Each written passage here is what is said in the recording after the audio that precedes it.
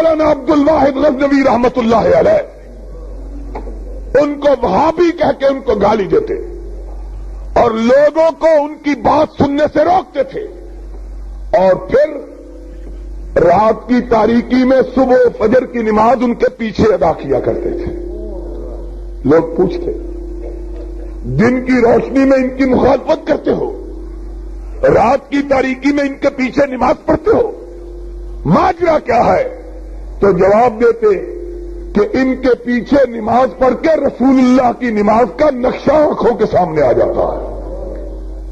اپنی نمازوں کے اندر تاثیر پیدا کرو، اپنے اعمال کو، اپنے کردار کو درست کرو۔ جس طرح اللہ نے تمہیں مسلک خالص عطا کیا ہے، اسی طرح اگر ہمارے اعمال بھی درست ہو جائیں تو خدا کی قسم ہے اللہ کی رحمتیں دنیا میں بھی ہم پہ نازل ہوں گی اور آخرت میں بھی اللہ ہم کو سرفراز فرمائے گا۔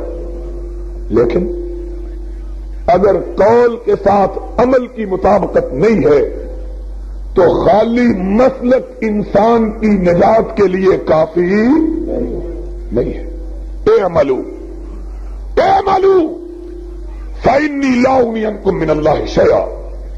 اہل حدیث کی سب سے بڑی ذمہ داری یہ ہے کہ وہ اپنے آپ کو سرور کائنات کی زندگی کے نقش قدم پہ، آپ کے نقوش پا پہ چلائیں، اپنی زندگیوں کو حضور کے سانچے میں ڈھلائیں، اپنے اعمال سے، اپنے اخلاق سے اس بات کو ثابت کریں کہ اہل حدیث کی گردن کٹ سکتی ہے لیکن غیر اللہ کے سامنے جھک سکتی نہیں۔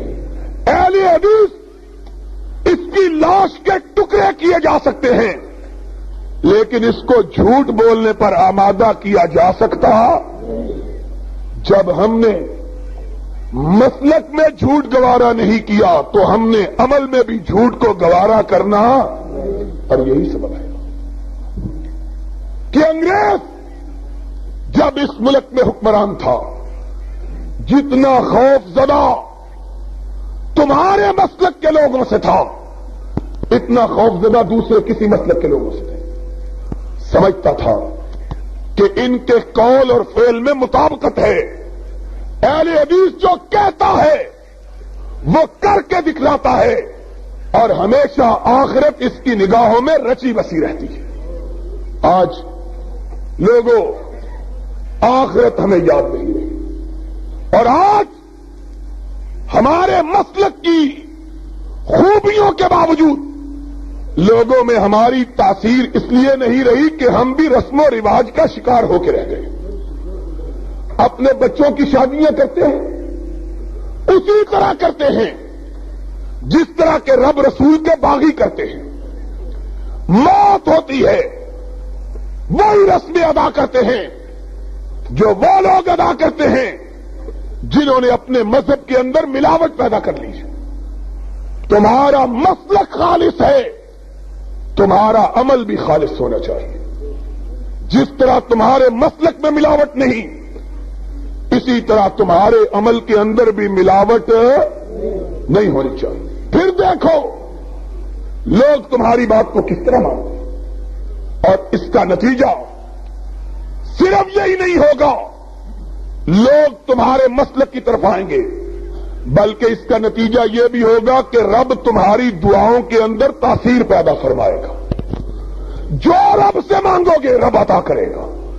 پھر محمد الرسول اللہ صلی اللہ علیہ وسلم نے ارشاد فرمایا کہ بندہ مومن کے لبوں سے اس کی دعا جدا نہیں ہوتی کہ رب اسے پہلے پورا فرما دیتا۔ لوگوں آج ہماری ذمہ داری یہ ہے کہ ہم اس مسلک صحیح کے پوری طرح عامل بنیں، اس کو خود سمجھیں، لوگوں کو سمجھانے والے بنیں۔ پہلے ایک اہل حدیث مبلغ ہوتا تھا، اب اچھے خاصے اہل حدیثوں کو اپنے مسلک کا علم، اپنے مسلک کی خبر رکھو اور عمل سے ثابت کرو کہ تم رسول اللہ کے دیے ہوئے دین کو ماننے والے ہو۔ وگرنہ یاد رکھو کہ نہ دنیا میں سرخروئی ہوگی نہ قیامت کے دن نجات ہوگی۔ آج سب سے اہم بات، سب سے اہم فریضہ جو ہم پہ عائد ہوتا ہے وہ عملی اصلاح کا ہے۔ اہل حدیثوں کو چاہیے اپنی اولادوں کو 5 وقتہ نمازی بنائیں، ان اولادوں کا بائیکاٹ کریں جو نماز نہیں پڑھتی، ان بچوں کا کوئی فائدہ نہیں جو بڑا روپیہ کماتے ہیں لیکن نماز کے قریب، ان اہل حدیث بچیوں کا کوئی فائدہ نہیں جو پیدا تو اہل حدیثوں کے گھروں میں ہوئی ہیں لیکن اللہ رسول کے احکامات کو نہیں جانتے۔ قیامت کے دن پوچھا جائے گا۔ نبی یہ کائنات نے ارشاد فرمایا ایک عورت اپنے 4 رشتہ داروں کو جہنم میں لے کے جا رہی ہے، حکم ہوگا اس عورت کو جہنم میں لے چلو۔ عورت کہے گی اللہ مجھے تو بھیج رہا ہے، میرے باپ کو کیسے چھوڑا ہے؟ خود نماز پڑھتا تھا، رفع یدین کرتا تھا، آمین اونچی کہتا تھا، ہاتھ سینے پہ باندھتا تھا، نبی کی سنت پہ آنچ نہ آنے دیتا تھا، لیکن کبھی مجھ کو رب تیری فرما برداری کے لیے مجھ پہ کبھی ناراض، مجھ کو کبھی تلقین نہیں۔ یہ کیسے جا رہا ہے جنت؟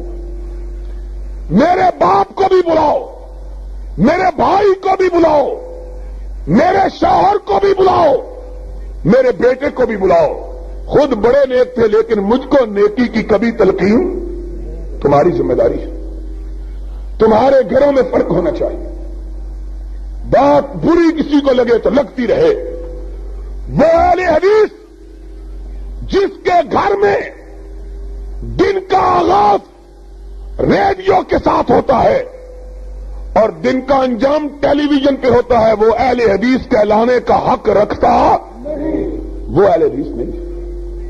تمہیں چاہیے کہ لوگوں کے گھروں میں دن کی ابتدا گانوں سے ہو رہی ہو، تمہارے گھر میں دن کی ابتدا سورہ یاسین کی تلاوت سے ہونی چاہیے۔